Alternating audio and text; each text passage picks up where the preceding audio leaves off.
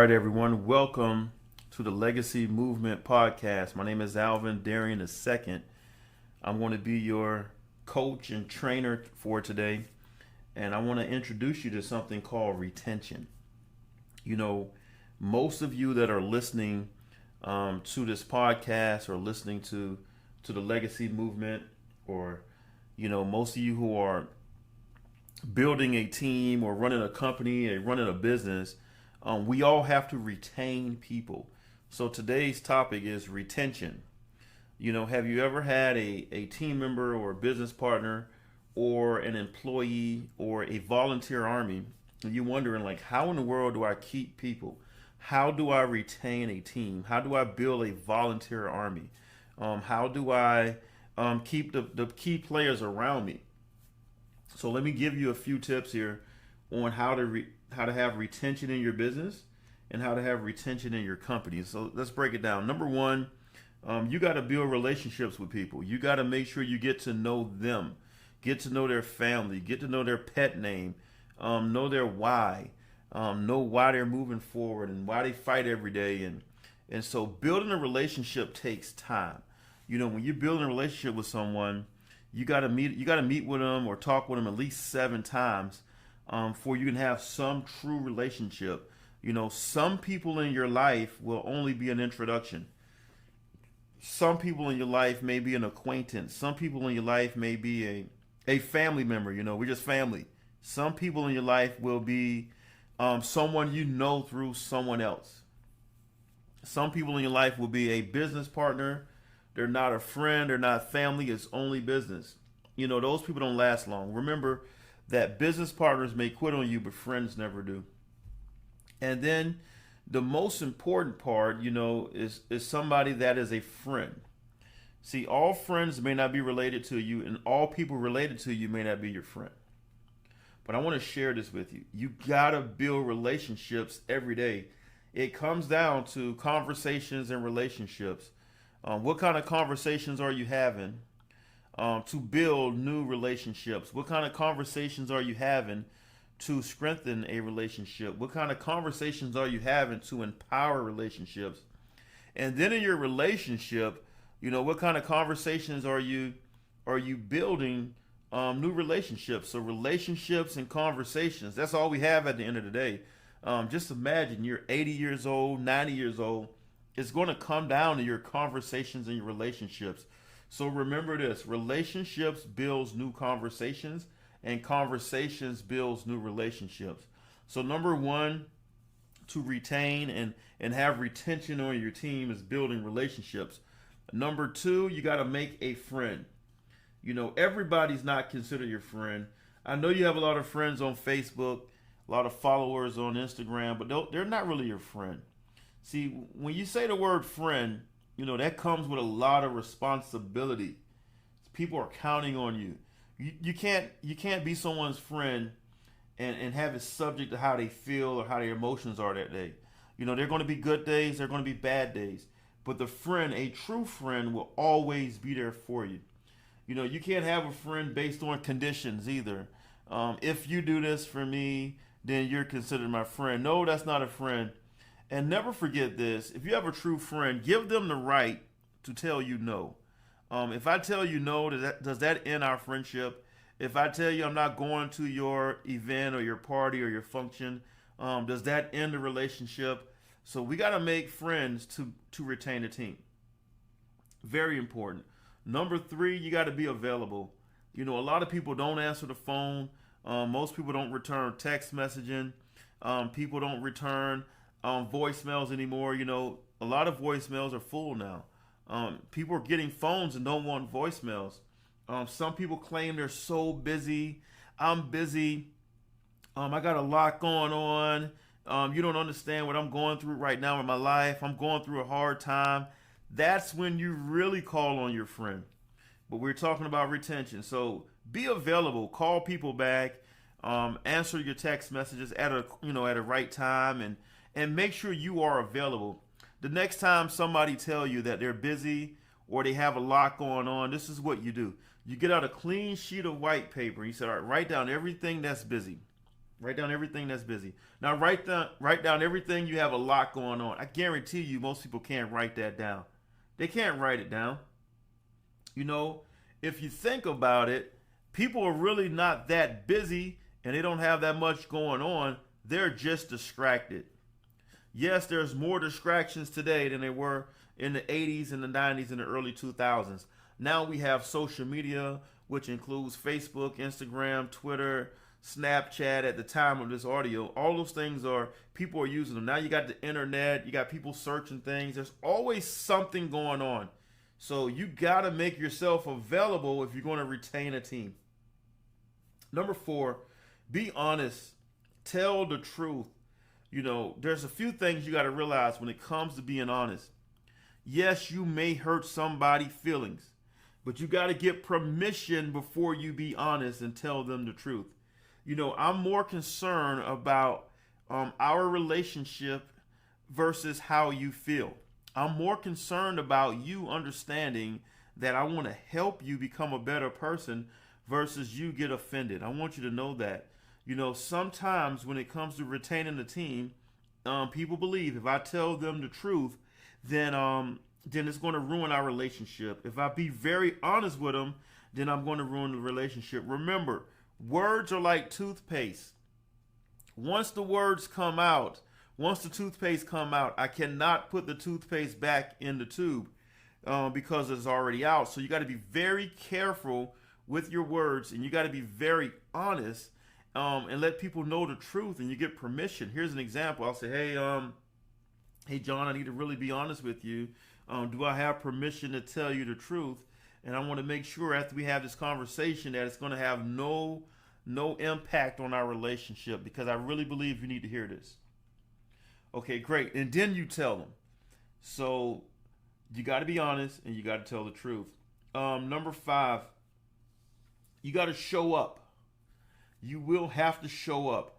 Now, I'm not talking about being available and showing up as two different things. I want you to understand that. Show up means you got to be there for them. You got to stand for them. Not every time. You know, if they invite you over, you want to show up, but not every time. But if somebody invites you 5 times and you don't show up 5 times, of course, that's going to put a mark on the relationship. You got to understand that. So you got to show up to something. You got to make a commitment to show up. I don't know if it's a ball game. I don't know if it's a coaching or training session. You got to show up. If you're in the office environment, you got to show up to the office. If it's a big event, you got to show up to the big event. If it's a cookout, you got to show up. You got to learn to say no. Now, I have a whole nother talk and a whole nother podcast on saying no, but I want to break down, you got to show up on time. Number 6. Here's number 6. If you're going to retain a team, or if you're going to retain a volunteer army, whatever you're doing out there, your business, maybe you're running a church, maybe you're running a volunteer army. Here's number 6. You got to keep your word. Your word is everything. People are counting on your word. You know, if you say you're going to do something, then do it. You know, you don't promise things that you can't keep. Remember this, a 4-year-old, 5-year-old, 6-year-old, 7-year-old, and older, they will not forget what you promised them. Just imagine you promise a kid a toy for Christmas and you don't get it. How does that look on that kid? Well, for grown adults that's running a company, running a business, maybe you're in leadership at your job, you got to keep your word. Your word is everything. You know, if you can't keep your word, then don't give your word. And part of number 6 is be on time. You got to be on time. People are looking up to you. You are a leader. You got to be on time. You know, if you're on time, you're late. You want to get to places 10, 15 minutes earlier. You don't want to be looking for a place. And to be on time, you got to be proactive. You can't be reacting. You know, you got to make sure you take care of certain things in the beginning so that you are proactive to be on time. And if you are running late, I know, you know, I'm here in Atlanta, Georgia. There's traffic, and some people won't even move here because of the traffic. But you got to let people know that you're running a little behind schedule. You will be there shortly. But that's still not an excuse, which lead me to the third part of number 6 is no excuses. So no legitimate excuses. See, people give you a legitimate excuse and get the same result. So keep your word, be on time, no excuses. Let me give you some more insight on be on time. When you're late, you're disrespecting people.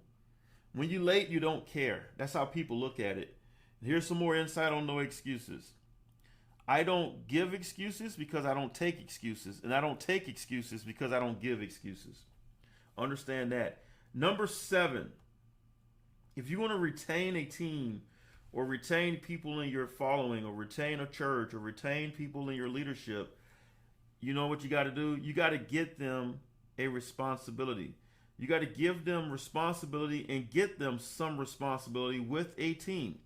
So they got to have a team and they got to have a responsibility. So now they have responsibility with a team. They're going to show up because they don't want to let everyone down. So get them some type of responsibility. Very, very helpful. You know, make sure that they understand that they're a key component part of the team. Make sure that they understand that they know that we're counting on them. Number 8, you got to believe in what you do. Your team must believe in what you do. So let's say in this example, if you're in an environment that you're selling a product, you got to own the product. You got to believe in the product. Hope you understand that. If you're going to retain a huge team, you know, whether it's corporate America or whether it's a business, a volunteer army, I don't care what it is. Everything I teach is universal principles. Build their belief. Let's say if I'm working at a car dealership and I'm selling Cadillacs, I need to drive a Cadillac. If I'm working at a Lexus dealership, I need to drive a Lexus. If I'm part of a financial services company, I need to own a product. If I'm part of a whatever you're part of, you need to own the product and believe in what the overall vision is and believe in the team. There has to be belief there to retain a team. Number 9, get your new person recognized. Get the people who've been there a while recognized. You got to make sure that recognition is part of your culture. Recognition is a very, very key component to retaining a team. Very big component for retention. You got to give people awards and recognitions and gifts and prizes. You got to make sure that they are recognized. Especially in awards, you know, figure out a way to get them recognized fast. Number 10. Here's number 10. You know, there's something that's called field training. So field training works like this. I have to show, shadow, delegate. I have to show, shadow, delegate, regardless of what you're doing. So let's say if we're in the computer business and I have to show you how the computer works, right? I have to shadow you working the computer, and then I have to delegate. We call that field training. I have to train you in the field, hands-on. So if we're selling phones, I have to show you how to sell the phone. I have to show you how the phone operates. I have to make sure I shadow you selling the phone, shadow you operating the phone, then I delegate you doing both. So regardless of what business you're in, there's something called field training.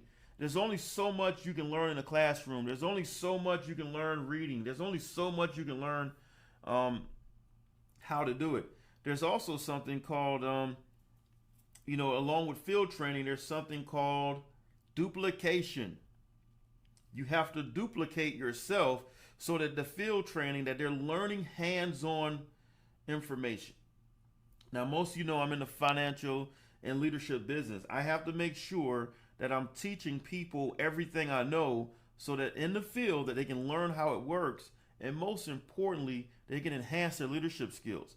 That's why I do a business leadership school every month, because I got to make sure that people are learning in the field. Now, I do that once a month, but most importantly, I am hands-on. I'm still hands-on helping the new associates master their craft. So those are the 10 for retention. Here's 11. 11 is a bonus. Know how to talk to people. Know how to listen, but most importantly, know how to talk to people. You got to watch your tone. You ever hear somebody say, hey, watch your tone? You got to make sure you treat people with respect. And the way you treat people with respect, you look at them like they're the king or the queen. and you give them that respect. Remember, you listen with your heart, not your ears. You got to listen with your heart. Now, we can sing together, but we can't talk together. You know, a lot of people try to out talk the other one, get louder because they think they're right. Just because you're loud, you're not right. So you got to know how to talk to people. If you want to retain a team, you know, regardless of what business you're in, regardless of what leadership role you're in, I truly believe that the 10 keys we just went over, plus the bonus, if you go over this stuff over and over again and you work on it, you work on your craft, and you become a better leader and you become a better manager, if that's the role you're playing, you want to retain your team, because one of the most precious things in business is having a team that believe in your vision, your mission, and your system. Make sure you have those three things. All right, first generation millionaires and all right, champions. I'm going to see you at the top because the bottom is too crowded with excuses. Take care and God bless everyone. Talk to you soon.